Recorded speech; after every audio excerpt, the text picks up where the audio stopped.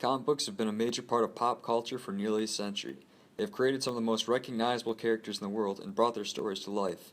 Whether it be a crabby sailor, a bulletproof Kryptonian, or a blind vigilante, they entertain us, connect with us, and unite us. They reflect our very ideals and beliefs. The comic book hero has been with us in our worst and in our best. Starting in the 1920s, the pulps made their appearance on the newsstand. Originating from both well-known and read comic strips of the newspapers, pulps found a niche and expanded upon it. For only 10 cents, anybody could experience the adventures of Popeye, the Phantom, and the Shadow. Regular people who would find themselves in irregular situations. Without any sort of super abilities, these characters would still beat the odds when confronted by challenging situations. Many people enjoyed and read these pulps, but they were only the first step to something much greater. The golden age of comic books is a nostalgic part of American history, starting with the creation of the Kryptonian, who is faster than a speeding bullet, more powerful than a locomotive, and able to leap over buildings in a single bound. People loved the stories of Superman and were soon begging for more. The golden age officially kicked off and more comic book companies developed, creating new heroes left and right, including one of the most well-known today, the billionaire detective with a dark past, striking fear into evildoers as the Batman.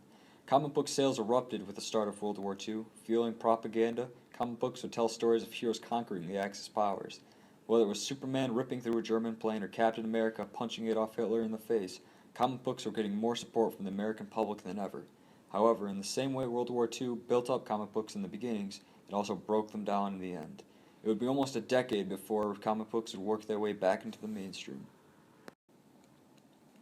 The Silver Age was the reimagining of the Golden Age. Once comics gained in popularity again, they were able to relaunch the Golden Age. In 1956, the Silver Age kicks off with DC Comics Showcase number 4, where the Flash is reintroduced after a 5-year hiatus. Other Golden Age heroes are reintroduced shortly after, and science becomes a major theme in the reinventing of these characters. In 1961, the success of the reinvented heroes caused Stan Lee and Jack Kirby to create a brand new superhero team for Marvel called the Fantastic Four, which appeared in the Fantastic Four issue number 1. 1962 saw the release of Amazing Fantasy number 15, the first appearance of Spider-Man, a very successful hero for Marvel, which fans could relate to and find compelling.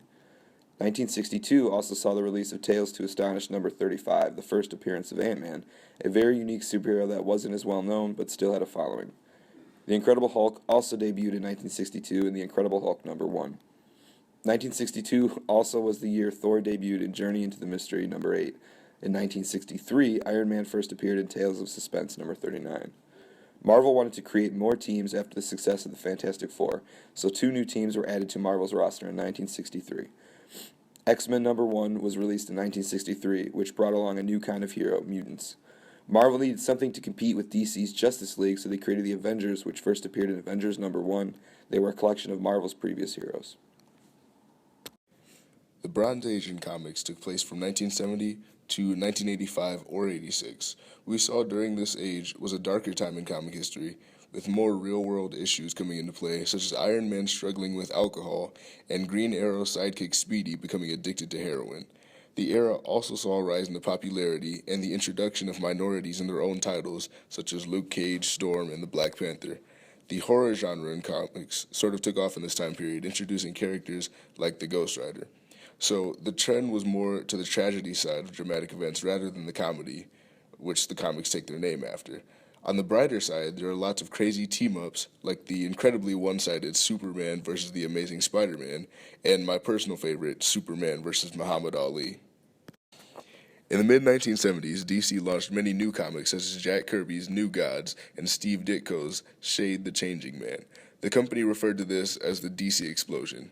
This explosion caused a dramatic implosion, as DC greatly overestimated the success of so many new titles at once, and it nearly broke the company as well as the industry as a whole because they were such an important factor in it. This caused Marvel to gain 50% of the entire market, and Stan Lee handed control of the comic division to Jim Shooter while he worked on their growing animation spin-offs. The end of this era and the beginning of the new modern era is usually marked at the start or around the time of the series Watchmen and The Dark Knight Returns graphic novels in 1985 or 86. The main difference between this new era and the last was that while both have darker storylines than previous eras, In the Bronze, all heroes were still do-gooders with bad problems. Now they challenged the line between good and evil, and heroes who blurred the line on what it meant to be a hero, not because they'd acquired an addiction, or simply that they were so willing to do good that sometimes they have to do evil things in order for good to prevail, like using deadly force on a villain. Since comics were getting super dark, a lot of the comics were being remade and so the characters can fit the time. I'll just edit this out. This change carried over into films like Daredevil and the Tim Burton Batman films, which were all terrible movies, but still serves as an example nonetheless.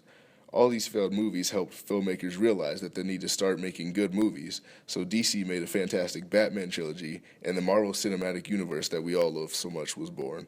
Another form of media the comics industry recently implemented is digital comics, and my screen just went black. Digital comics are like comics, but digital. It's hard to explain. Just watch the video.